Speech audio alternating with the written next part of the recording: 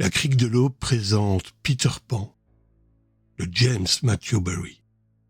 Dans les brumes d'une Londres de mystère, où les cheminées crachent leur vapeur comme des dragons mécaniques, et où les ombres s'allongent telles des chimères, se trame une histoire hors du commun.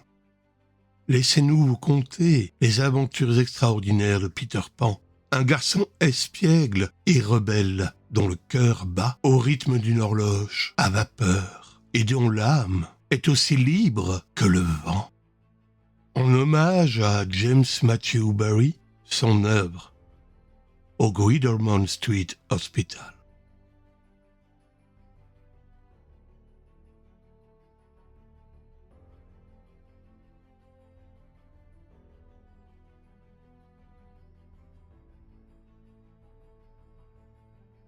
Sentant que Peter serait bientôt de retour, l'île s'avait remis à vivre. Certes, il serait plus correct de dire qu'elle s'était remise à vivre, mais à voir est plus actif, et Peter avait un faible pour cet auxiliaire. Ordinairement, la vie sur l'île s'écoule tranquillement pendant ses absences.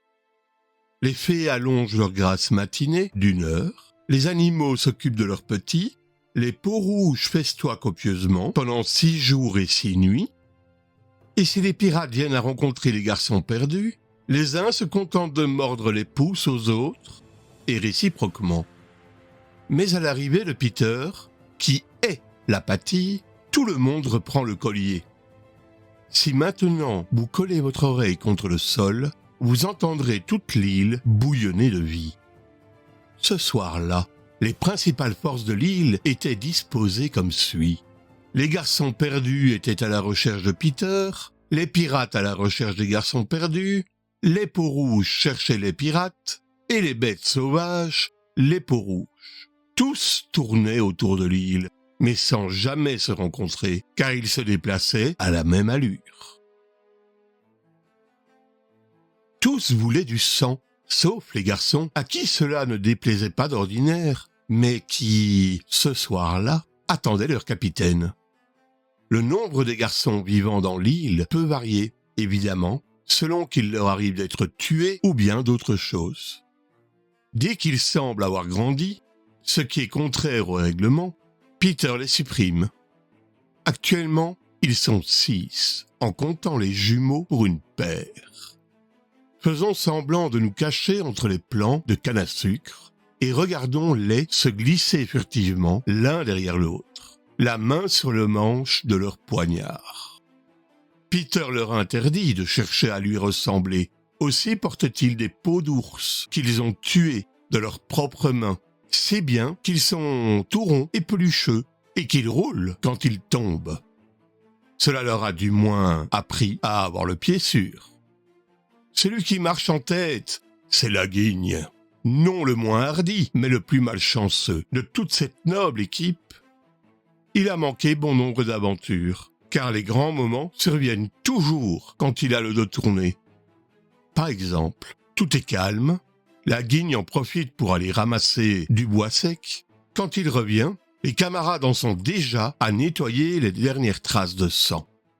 Cette constante déveine a laissé sur son visage un air de mélancolie, mais au lieu de lui aigrir le caractère, elle l'a rendu plus doux. Et c'est certainement le plus modeste des garçons.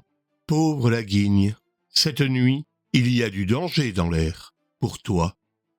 Ne te laisse pas entraîner dans une aventure qui pourrait te plonger dans l'affliction la plus profonde. Sache, la Guigne, que la fée Clochette, résolue à commettre un méfait, recherche l'instrument de sa vengeance, et qu'elle te considère comme le plus facile à tromper des garçons. Prends garde à Clochette. Plût au ciel qu'il pût nous entendre. Malheureusement, nous ne sommes pas réellement dans l'île, et la Guigne passe son chemin, en se rongeant les doigts. Ensuite vient Bonzig, débonnaire et plein d'entrain, suivi de la Plume qui taille des sifflets dans le bois et danse avec extase sur ses propres airs. C'est le plus vaniteux de tous les garçons. Il croit avoir gardé des souvenirs du temps où il n'était pas encore perdu et des us et coutumes de là-bas. ce qui a donné à son nez une pointe agressive. Le frisé arrive le 4e. Il a dû si souvent se dénoncer quand Peter commente sévèrement « Celui qui a fait cela, un pas en avant », qu'à présent il s'avance machinalement, fautif ou pas. Enfin, viennent les jumeaux, impossible à décrire, car nous sommes sûrs de nous tromper et de décrire l'un en parlant de l'autre. Peter n'a jamais su ce qu'étaient les jumeaux, et comme la bande n'a pas le droit de savoir des choses que lui-même ignore, les jumeaux n'ont qu'une vague idée de ce qu'ils sont, et s'efforcent de donner satisfaction en se tenant l'un contre l'autre d'un air qui implore le pardon. Les garçons s'évanouissent dans l'ombre, et, au bout d'un moment, mais d'un moment très court, car tout va très vite dans l'île, surviennent les pirates à l'affût. On les entend avant de les voir, car ils chantent toujours le même horrible refrain. Larguez les rideaux, Iseo, nous allons piratons. Et si un coup de feu nous sépare, nous sommes sûrs de nous trouver réunis en enfer. Oncle ne vit plus affreuse brochette de lascar, pendouillant au gibet, précédant les autres de quelques pas, la tête ballant de ci de là à l'écoute du sol. Des pièces de 8 en guise de boucles d'oreilles, ses grands bras nus, voici le bel Italien Cecco, qui inscrivit son nom en lettres de sang sur le dos du gouverneur de la prison de Gao. Ce géant noir qui le suit a reçu plus d'un nom depuis qu'il a renoncé à celui dont se servent encore les mères africaines pour effrayer leurs enfants sur les rives du Guijo-Mo. Et voilà Bill le truand, pas un pouce de son corps qui ne soit tatoué. Ce même Bill le truand qui, sur le Walrus, reçut 6 douzaines de coups de verge des mains de Flint, avant de lui céder son sac de lingots. Voici encore Cookson, le soi-disant frère de Black Murphy. Mais le fait n'a jamais été prouvé. Et Maître Starkey, jadis concierge d'un collège privé, est toujours délicat dans ses façons de donner la mort.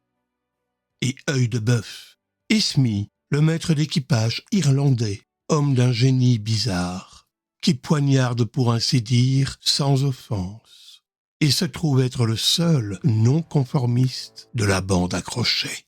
Et Plat de Nouilles, qui a les mains sans devant-derrière, et Robert Mullins, et Alf Mason, et maint autre écumeur de sinistre renommée dans la mer des Antilles.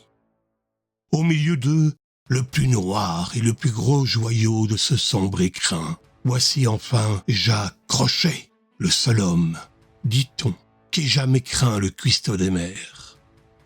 Il se prélasse, allongé dans un vulgaire chariot, tiré et poussé par ces hommes qui l'aiguillonnent de temps à autre avec son terrible harpon. Ce redoutable individu traite ses comparses comme des chiens, et comme des chiens, ils lui obéissent.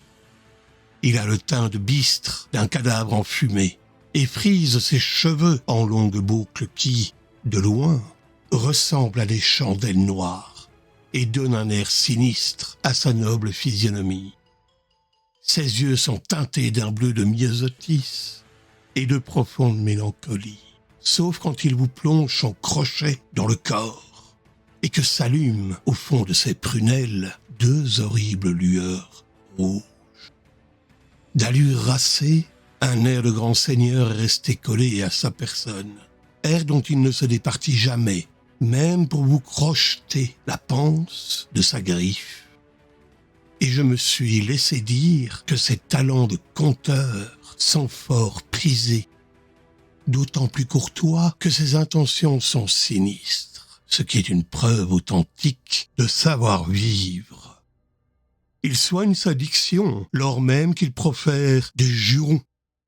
Bref, la distinction de ses manières témoigne à l'évidence qu'il n'est pas sorti du même tonneau que le reste de l'équipage. D'un courage indomptable, la seule chose qui l'effarouche est la vue de son propre sang, qui est épais et d'une couleur insolite. Dans sa façon de se vêtir, il singe la mode du temps de Charles II, quelqu'un ayant fait remarquer, alors qu'il débutait dans la carrière, qu'il ressemblait étrangement aux infortunés Stuart. À la bouche, il a un ingénieux fume-cigare de sa fabrication, qui lui permet de fumer 2 cigares à la fois. Mais sans conteste, la partie la plus rébarbative de sa personne, c'est son crochet de fer. Et maintenant, pour illustrer les méthodes de cet homme, tuons un pirate. Œil de Bœuf fera l'affaire. Tandis que les pirates passent, Œil de Bœuf bouscule malencontreusement son capitaine et froisse sa fraise de dentelle. Le crochet part comme une flèche. Bruit de déchirure. Cri, un seul. Du pied, on écarte le corps, et les pirates poursuivent leur chemin. Crochet n'a pas même ôté les cigares de sa bouche. Tel est le terrible adversaire que doit affronter Peter Pan. Lequel des deux sera le vainqueur? Dans la foulée des pirates, suivant à pas de loup le sentier de la guerre, invisible aux yeux inexpérimentés, viennent les peaux rouges, chacun ouvrant l'œil. Ils ont des tomahawks et des couteaux, et leur corps nu luise de peinture et d'huile. À leur ceinture pendent des scalps, aussi bien de garçons que de pirates, car ceux-là sont la tribu des Picaninny, qu'il ne faut pas confondre avec les Delaware ou les Hurons, au cœur plus tendre. À l'avant-garde et à 4 pattes marche grande, grosse, petite panthère, guerrier détenteur de tant de scalps que dans sa posture présente, il l'empêche presque d'avancer. Fermant la marche, poste périlleux entre tous, se dresse fièrement Lys Tigrée, princesse de par sa propre volonté, une vraie princesse, la Diane des Dianes brunes et la belle des Picaninny, tour à tour coquette, glaciale et ardente. Il n'est pas un guerrier qui ne souhaite épouser cette rebelle, mais elle évite l'autel à coups de hachette. Observez qu'ils foulent les brindilles sèches sans faire le moindre bruit. On entend seulement leur forte respiration. Le fait est qu'ils sont un peu gras après leur copieux festin, mais avec le temps, ils élimineront cette graisse superflue qui, pour l'instant, est le seul danger qui les menace. Les peaux rouges disparaissent comme ils sont venus, tels des ombres, et bientôt leur succèdent les bêtes sauvages, en une longue procession bigarrée, lions, tigres, ours, et les innombrables choses sauvages de moindre taille qui fouillent à leur approche.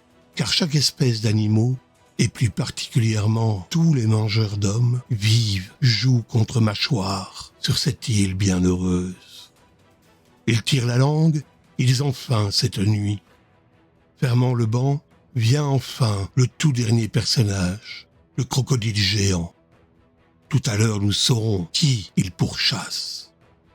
Le crocodile passe, mais bientôt les garçons réapparaissent, car le défilé peut continuer indéfiniment, à moins qu'une des équipes s'arrête ou change de vitesse, et alors c'est la mêlée. Tous ont le regard tendu en avant, mais aucun ne soupçonne que le danger pourrait surgir par derrière, ce qui prouve combien cette île est bien réelle.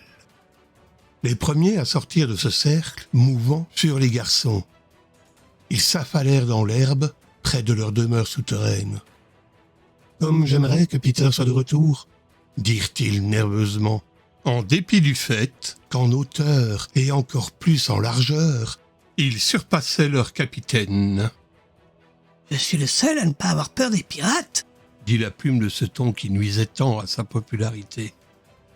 Il dut entendre au loin quelques bruits alarmants, car il ajouta à la hâte. mais je souhaite que Peter revienne vite et nous dise s'il en a appris davantage au sujet de Cendrillon. Ils parlèrent de Cendrillon. La guigne était persuadée que sa mère avait dû beaucoup lui ressembler. Ce n'est qu'en l'absence de Peter qu'il se risquait à parler de mère, le capitaine ayant banni de la conversation ce sujet, selon lui, stupide. « Tout ce qui me rappelle de ma mère, raconta Bonzig, c'est qu'elle disait souvent à mon père « Oh, si je pouvais avoir un carnet de chèques à moi !» Je ne sais pas ce que c'est, mais j'aimerais tant en offrir un à ma mère. Tout en bavardant, ils perçurent un bruit dans le lointain. Vous ou moi, n'appartenant pas à la faune de ces bois, n'aurions rien entendu, mais eux reconnurent aussitôt le chant sinistre des écumeurs de mer. Le pavillon à tête de mort, la belle vie, une corde de chanvre, et l'on va boire la grande tasse. En un clin d'œil, les garçons. Mais où sont-ils donc? Ils ne sont plus là. Des lapins n'auraient pas détalé plus vite. Je vais vous dire où ils sont passés. À l'exception de Bonzig, parti comme une flèche en reconnaissance, les voici tous dans leur maison souterraine. Une bien agréable résidence que nous visiterons prochainement. Mais par où sont-ils passés? Car il n'y a pas d'entrée visible. Ce n'est pas un tas de broussailles qui, si on le déplaçait, révélerait le seuil d'une grotte. Regardez mieux, et vous remarquerez alors ces 7 gros arbres au tronc creux. Ce sont les 7 passages qui mènent les garçons à leur maison sous terre. Il y a des lunes que Crochet la cherche en vain.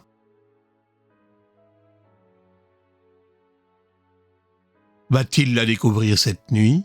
Comme les pirates approchaient, l'œil vif de Starkey aperçut Bonzig, qui disparaissait dans le bois. Aussitôt son pistolet flamboya, mais une griffe de fer lui agrippa l'épaule. « Lâchez-moi, capitaine !» s'écria-t-il, frémissant. Pour la première fois, nous allons entendre la voix de Crochet. C'est une voix d'outre-tombe. « Rengaine d'abord ton pistolet !» dit-elle, menaçante. « C'était un de ces garçons que vous détestez. J'aurais pu le tuer. » Oui, et le bruit aurait rabattu sur nous les peaux rouges de lys tigré. As-tu envie de perdre tes cheveux? Voulez-vous que je lui cours après, que je lui chatouille les côtes avec Jean Tire-Bouchon? Proposa le pathétique Smee. Smee baptisait chaque chose d'un nom amusant. Jean Tire-Bouchon désignait son coutelas qu'il avait l'habitude de vous tortiller dans la plaie. Smee avait maint côté adorable. Par exemple, après un meurtre, c'était ses lunettes qu'il essuyait à la place de son poignard. « Surtout, disait Crochet avec rage, je veux leur capitaine, Peter Pan. C'est lui qui m'a coupé la main. » Il brandit son crochet de façon menaçante. « J'attends depuis longtemps le moment où je lui donnerai une poignée de main avec ça. Oh, je le déchirerai. » Pourtant, dit Smee, je vous ai entendu bien souvent dire que ce crochet valait 10 paires de mains pour se démêler les cheveux et autres usages domestiques. Sûrement, répondit le capitaine. Et si j'étais une mère, je ferais des vœux pour que mon enfant naisse avec ceci à la place de cela. Et il adressa un regard plein de fierté à sa main de fer et un plein de mépris à l'autre. Puis il se renfrogna de nouveau. Peter a jeté mon bras à un crocodile qui passait par là, dit-il en grimaçant à se souvenir. J'ai souvent été frappé par votre étrange terreur des crocodiles, dit Smee. Non pas des crocodiles, corrigea Crochet, mais de ce crocodile. Il baissa la voix. Mon bras lui a tellement plu, Smee, que depuis ce jour-là, il me poursuit de mer en mer, de pays en pays, se pourléchant les babines à l'idée de manger le reste. En un sens, dit Smee. C'est plutôt flatteur. Je me passe de pareils compliments, aboya Crochet. Ce que je veux, c'est Peter. C'est lui qui a donné à cette brute ce goût pervers. Il s'assit sur un énorme champignon et reprit avec un frisson dans la voix. Smee, Ce crocodile m'aurait eu depuis longtemps s'il n'avait, par bonheur pour moi, avalé un réveil matin qui fait tic-tac dans son ventre. Ainsi, avant qu'il ait pu me rejoindre, je reconnais le tic-tac et je file. Il rit, mais son rire sonnait faux, Un jour, dit Smee. le réveil va s'arrêter. Et alors, pauvre de vous. Crochet s'humecta les lèvres. Oui, dit-il, c'est l'angoisse qui m'obsède. Depuis qu'il s'était assis, il trouvait qu'il avait anormalement chaud. Smee, dit-il, ce siège est brûlant. Il bondit. Marabout de ficelle de cheval, je grille. Tous deux examinèrent le champignon, qui était d'une taille et d'une solidité inconnues dans la région.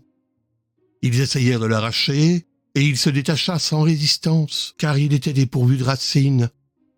Plus inouï encore, de la fumée commença à s'élever du pied. Les pirates se regardèrent l'un l'autre. « Une cheminée !» s'exclamèrent-ils à l'unisson. Ils venaient en effet de découvrir la cheminée de la maison souterraine.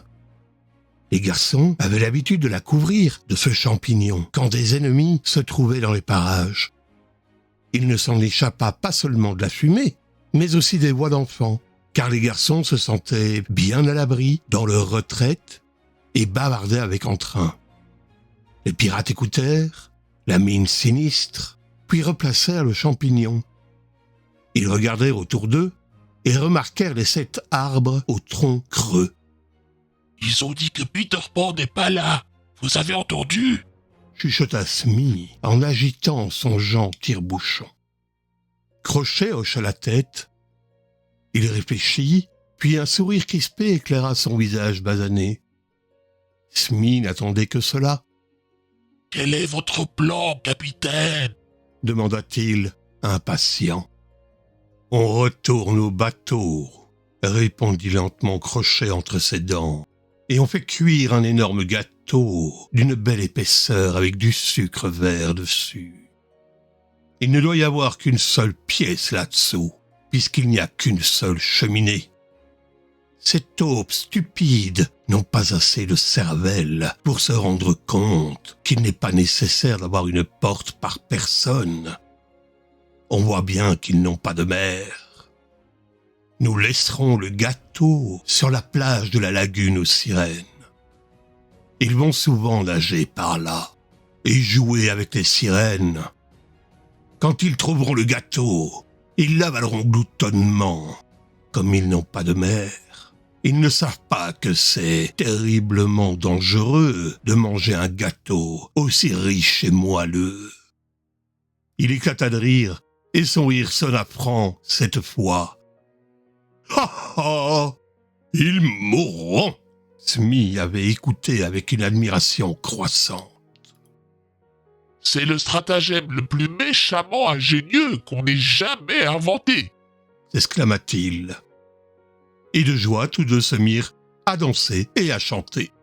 L'arguillerie, Quand je pars, crève de peur, il ne vous reste plus de chair sur les os. Quand Crochet, vous osserez la main.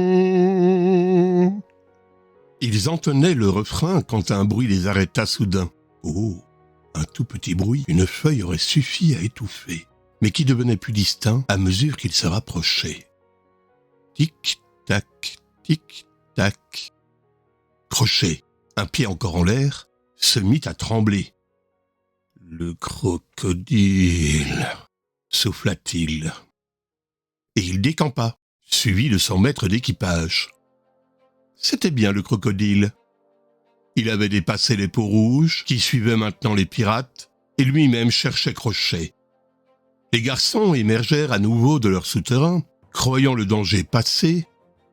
Ils se trompaient. Bientôt, Bonzik surgit en trombe au milieu d'eux, poursuivi par une meute hurlante de loups dont la langue pendait horriblement. « Au secours! Au secours !» s'écria-t-il en s'effondrant dans l'herbe. Que Que faire? Que faire? crièrent les autres. En ce moment dramatique, toutes les pensées se tournèrent vers Peter Pan, ce qui n'était pas un mince hommage. Que ferait Peter? Cria le chœur de garçons affolés. Et ils enchaînèrent aussitôt. Il les regarderait la tête entre les jambes. C'est en effet le plus sûr moyen d'affronter des loups. Et tous, comme un seul homme, se plièrent en deux et regardaient entre leurs jambes écartées. La minute suivante fut la plus critique, mais la victoire ne se fit pas attendre. Les garçons marchèrent à reculons sur la meute, dans cette attitude menaçante, et les loups s'enfuirent la queue basse. Alors Bonzik se releva, et ses compagnons crurent qu'ils voyaient encore des loups. Non, ils voyaient autre chose. Quelque chose de plus extraordinaire encore. S'écria-t-il, tandis que les autres l'entouraient jalousement. Je vois un grand oiseau blanc. Il vole vers nous. Quel genre d'oiseau?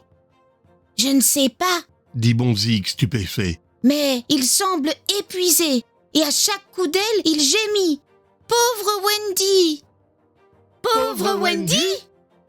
Je me souviens, Dit aussitôt la plume. il existe des oiseaux qu'on appelle des Wendy.